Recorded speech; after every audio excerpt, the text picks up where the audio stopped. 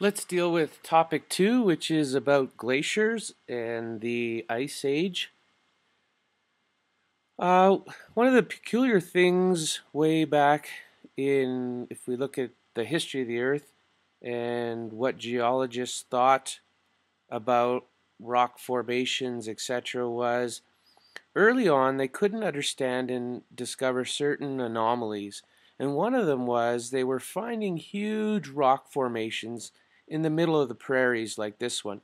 This one is just outside of Okotoks, and it's a massive pile of rock. Here are some people, and it just didn't make sense because the nearest mountains were farther to the west, and it didn't seem to be part of any mountain range. So how did it get there? It's almost like some giant had picked it up and threw it down in the middle of the bald prairie. And it wasn't till scientists started to realize that glaciers and the receding of an ice age was the culprit when it came to seeing large rock formations like this, which is called an erratic. This is called an erratic. And it was dumped here and left behind when glaciers were receding 20,000 years ago, which was conceivably our last ice age. So it is believed that 20,000 years ago, here's what the surface of the Earth looked like. And you can see all the white there that indicated how much of the Earth was covered in snow and ice, compared to how we would see that similar picture today, where Greenland and a few pockets within the Rocky Mountains, as well as the Andes, and a few over here in Asia, and of course in our far south.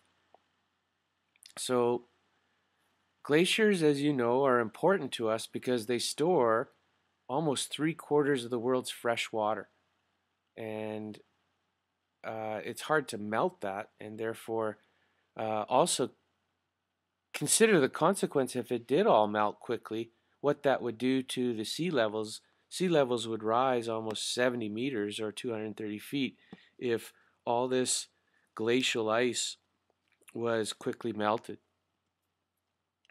So again, if we look at past, which was many, many, many years ago, to present, here is the Grinnell Glacier, and it's in Glacier National Park. And this picture was taken in 1938, and it shows you huge amounts of ice.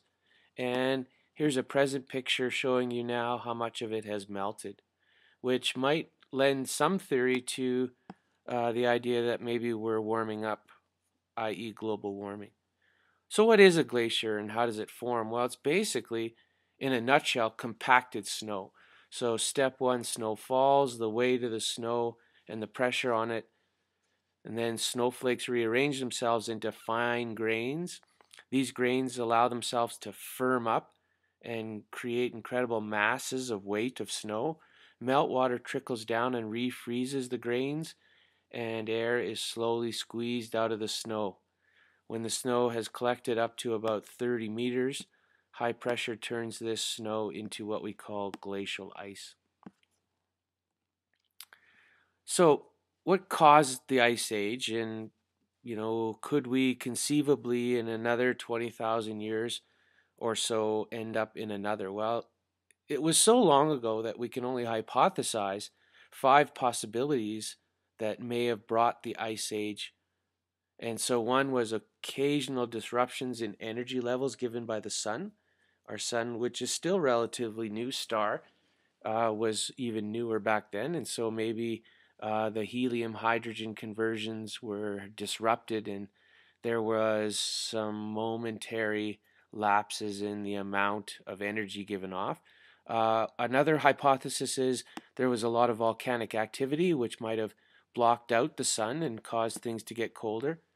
Or thirdly, high periods of mountain snow formation. This extra snow could have reflected some of the sun's heat. Fourth, tectonic plates might have altered the oceans.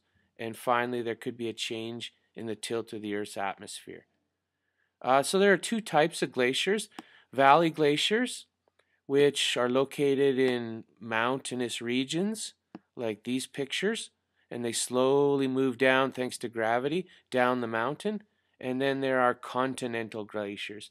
So the Arctic and Antarctic circles are continental glaciers. Greenland is a continental glacier, and that's a huge mass of ice that covers a lot of the land. So where are our continental regions? Of course, our glaciers are in the polar regions. Uh, Moving glaciers will sculpt the land. Glaciers will move down the mountain, or sometimes they will retreat by melting. And so glacial till is an important term. Till is material that's deposited, leaving behind small rocks, mud, and sand. And if it's large enough, it'll form what we call an erratic, like the Okotoks erratic.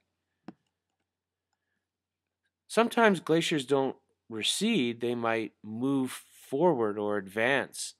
And so gravity moves a glacier down the hill. And what happens is this glacial ice could stay in what's called equilibrium, provided we get enough snow up top to keep forming the glacier. So here it is, and it will sculpt or tear away the bedrock below it, often carrying with it rock. So there are lots of important terms that we need to be aware of when it comes to the structure of what glaciers will do. One, for example, is an arete, A-R-E-T-E, and that's a ridge. Another is a cirque, that's a bowl-shaped basin of water from when the glacier may be melted, forms kind of a lake. Another is a horn, which is a peak. Another is a U-shaped valley. It's funny because U-shaped valleys are very characteristic of glaciers. V-shaped valleys, though, are usually how rivers sculpt the valleys. But if it's U-shaped, it's probably been sculpted by a glacier. Meltwater is here. Moraine, that's a ridge left behind from the glacier. So here's our moraine. And so a crevasse is another one. A crevasse is a crack in the glacier, leaving a deep pivot. So important glacier terms. Our Columbia ice fields, which is between Jasper and Banff, is a well-known glacier. And glaciers are important, and we often will study them for several reasons. Two most important ones are, as you know, they're our biggest source of fresh water on the earth. But also we can take core samples of the glacier and we can understand the history of the earth. They're almost like rings on a tree. We can tell, for example, how much oxygen or carbon dioxide was present when we take out a core sample. And that gives us an idea of what the atmosphere was like during certain parts of the glacier history. There is a concern due to climate change that global warming and the greenhouse effect are causing our glaciers to melt so rapidly that it could alter the geography of our Earth. So again, the greenhouse effect means with rising carbon dioxide levels, that creates a blanket over the Earth, and the sun will bounce off and it can't escape because it's lower in energy level now. So sometimes the sun, which is UV radiation, will bounce and it'll be weaker and it'll be infrared. If it's infrared, lots of greenhouse gases like carbon dioxide emissions can block the infrared light from escaping and therefore trapping it inside like a greenhouse. And so that's my quick explanation of how glaciers work on Earth.